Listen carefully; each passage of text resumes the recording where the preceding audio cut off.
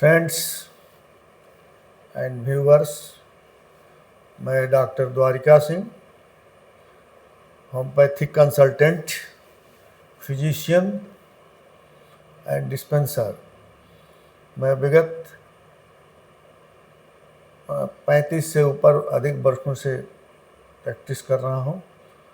मैं बिहार विश्वविद्यालय मुजफ्फरपुर से DHMS और ब्रिटिश इंस्टीट्यूट ऑफ होम्योपैथी से DI होम और MD की डिग्री प्राप्त किया हूँ।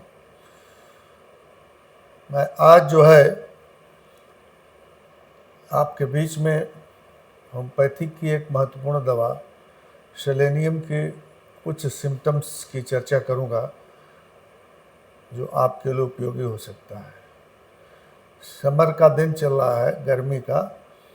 गर्मी के वजह से अगर वीकनेस लगे, शरीर में ऐसा लगे कि कमजोरी है, कोई ताकत नहीं है, तो इस स्थिति में सेलेनियम जो है वो दवा होगी। स्पेशली हॉट वेदर में, गर्मी के दिन में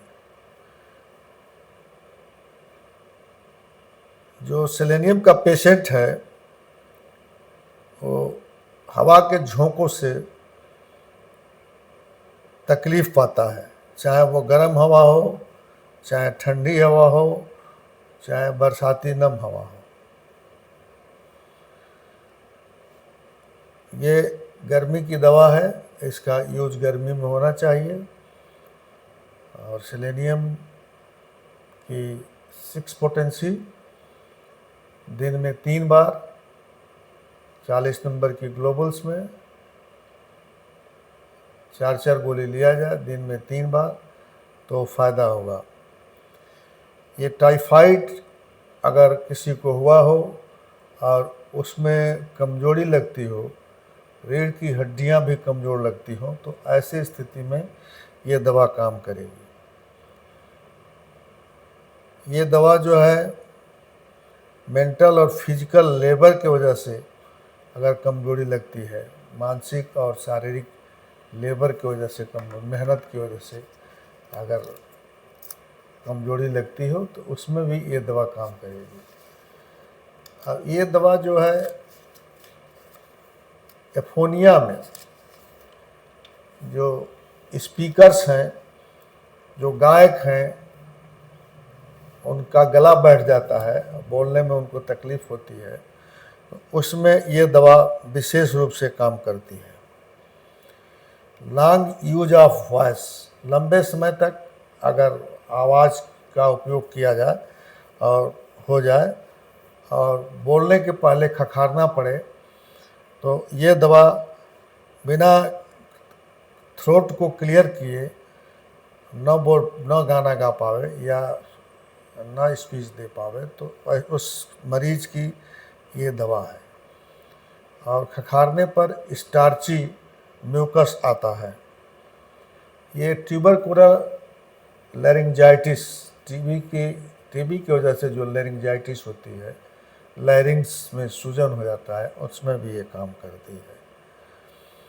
ये इम्पोर्टेंस की दवा है। पुरुषों में जो इम्पोर्टेंसी होती है, हमेशा वो आदमी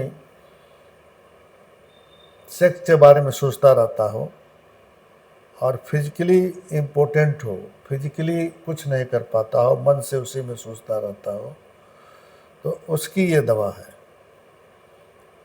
कॉन्स्टिपेशन की दवा है। स्टूल लंबा, हार्ड और एनस में चिपका हुआ हो, रेक्टम में, तो ये दवा कभी कभी इतना चिपक जाता है कि हाथ से या मैकेनिकल मशीन से उसको निकालना पड़ता है, तो उसमें ये दवा काम करती है। ये कॉन्स्टिपेशन